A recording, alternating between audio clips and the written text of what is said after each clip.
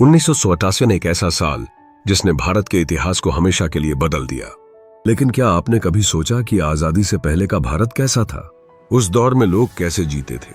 उनकी जिंदगी, उनके सपने, उनकी चुनौतियां कैसी थीं? और उस समय भारत की आर्थिक स्थिति क्या थी?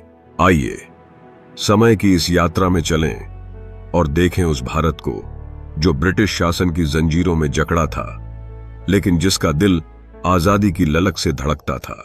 यह है 1947 से पहले का भारत, एक ऐतिहासिक यात्रा। 1947 से पहले का भारत एक ऐसा देश था जो अपनी सांस्कृतिक समृद्धि और सामाजिक विविधता के लिए जाना जाता था, लेकिन साथ ही यह कई चुनौतियों से भी घिरा था। भारत की आत्मा गांवों में बसती थी। लगभग 90% लोग गांवों में रहते थे, जहां खेती बाड़ी उनकी आजीविका का मुख्य साधन थी। गांवों में संयुक्त परिवारों की परंपरा थी। लोग अपने रीति रिवाजों, त्योहारों और परंपराओं को बड़े उत्साह से मनाते थे। होली, दिवाली और दशहरा जैसे त्योहार गांवों को रंग और उमंग से भर देते थे। लेकिन यह समाज कई सामाजिक कुरीतियों से भी जकड़ा था। जाति व्यवस्था, छुआछूत और महिलाओं के प्रति भेदभाव आम था। शिक्षा का स्तर बहुत कम था। केवल 27% लोग ही पढ़ लिख सकते थे। महिलाओं को शिक्षा और स्वतंत्रता के अवसर बहुत सीमित थे। शहरों में कुछ प्रगतिशील परिवार अपनी बेटियों को स्कूल भेजने लगे थे, लेकिन गांवों में यह अभी भी एक सपना था। ब्रिटिश शासन ने भारत की सामाजिक संरचना पर गहरा प्रभाव डाला था। अंग्रेजों ने बांटो और राज करो की नीति अपनाकर हिंदू मुस्लिम एकता को कमजोर करने की कोशिश की। फिर भी भारतीय समाज में एकता की भावना थी, जो स्वतंत्रता संग्राम में स्पष्ट दिखाई दी। 1967 से पहले भारत में आम आदमी की जिंदगी कठिनाइयों से भरी थी। लगभग 90% लोग गरीबी रेखा के नीचे रहते थे। गांवों में लोग खेती पर निर्भर थे, लेकिन ब्रिटिश नीतियों ने किसानों को बर्बाद कर दिया था। भारी कर जैसे लगान और सूखे की मार ने किसानों को कर्ज के जाल में फंसा दिया था। कई बार लोग भूख से मर जाते थे। 1943 का बंगाल अकाल इसका सबसे दर्दनाक उदाहरण है, जिसमें लाखों लोग भूख और बीमारी से मरे। आम आदमी की औसत आयु केवल 27 साल थी। स्वास्थ्य सुविधाएं लगभग न के बराबर थीं। गांवों में डॉक्टर या अस्पताल नहीं थे। लोग छोटी छोटी बीमारियों से मर जाते थे। शिक्षा भी एक सपना थी। ज्यादातर बच्चे स्कूल नहीं जा पाते थे और खेतों में या घरों में काम करते थे। लेकिन इन कठिनाइयों के बीच भी भारतीयों का हौसला कम नहीं हुआ।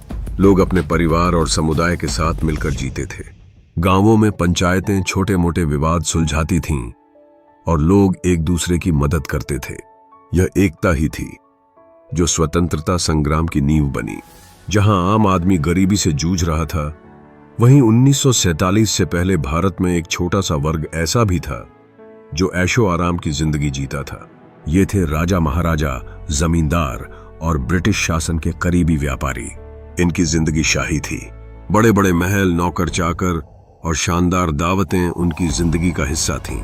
शहरों में, खासकर कलकत्ता, बॉम्बे और दिल्ली जैसे बड़े शहरों में, ब्रिटिश शासन के साथ जुड़े भारतीय व्यापारी और अफसर भी अमीरों की श्रेणी में आते थे।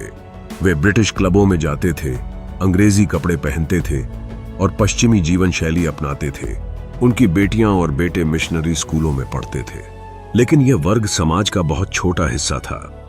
हालांकि कई अमीर लोग स्वतंत्रता संग्राम में भी शामिल थे। उन्होंने अपने धन और प्रभाव का इस्तेमाल आंदोलन को समर्थन देने के लिए किया। उदाहरण के लिए टाटा और बिड़ला जैसे व्यापारी परिवारों ने स्वतंत्रता सेनानियों की मदद की। अब बात करते हैं भारत की आर्थिक स्थिति की। 18वीं सदी में जब अंग्रेज भारत आए, तब भारत की जीडीपी वैश्विक जीडीपी का लगभग 47% थी। भारत का कपड़ा उद्योग, मसाले और हस्तशिल्प दुनिया भर में मशहूर थे। लेकिन 200 साल के ब्रिटिश शासन ने भारत की अर्थव्यवस्था को तबाह कर दिया। 1928 तक भारत की जीडीपी वैश्विक जीडीपी का केवल 3% रह गई थी। ब्रिटिश नीतियों ने भारतीय उद्योगों को नष्ट कर दिया। भारतीय कपड़ा उद्योग, जो कभी दुनिया का सबसे बड़ा था, ब्रिटिश मशीनों से बने सस्ते कपड़ों के सामने हार गया। किसानों से भारी कर वसूले जाते थे और भारत का धन ब्रिटेन भेजा जाता था। औद्योगिक विकास रुक गया और भारत को कच्चे माल का स्रोत और ब्रिटिश माल का बाजार बना दिया गया। हालांकि इस दौर में रेलवे, डाक और कुछ बुनियादी ढांचे का विकास हुआ, लेकिन इसका फायदा ज्यादातर ब्रिटिश शासन को ही हुआ। भारतीय अर्थव्यवस्था पूरी तरह से ब्रिटिश हितों के अधीन थी। 1947 से पहले का भारत एक ऐसा देश था जो कठिनाइयों और चुनौतियों से भरा था, लेकिन जिसके लोगों में एक अटूट हौसला और आजादी की चाह थी। आम लोग गरीबी और अशिक्षा से जूझ रहे थे, अमीर अपनी शाही जिंदगी जी रहे थे और अर्थव्यवस्था ब्रिटिश शासन की गुलाम थी। लेकिन इन सब के बीच स्वतंत्रता संग्राम की लौ जल रही थी। गांधी जी, नेहरू, सुभाष चंद्र बोस और लाखों भारतीयों ने मिलकर एक नया भारत बनाने का सपना देखा और आखिरकार 15 अगस्त 1947 को वह सपना सच हुआ। भारत ने आजादी की सांस ली।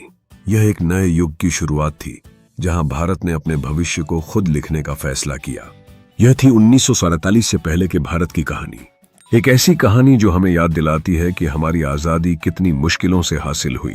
आइए इस आजादी को संजोएं और एक बेहतर भारत का निर्माण करें। जय हिंद।